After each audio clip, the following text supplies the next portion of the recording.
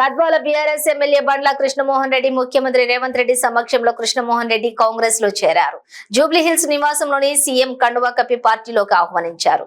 ఈ కార్యక్రమంలోని మంత్రులు పొంగులేటి శ్రీనివాసరెడ్డి, జూపల్లి కృష్ణారావు, సీఎం సలహాదారు వేం నరేందర్ రెడ్డి, ఎంపీ మల్లు రవి, ఎమ్మెల్యేలు ఎన్ఎం శ్రీనివాసరెడ్డి, దానం నాగేందర్ పాల్గొన్నారు.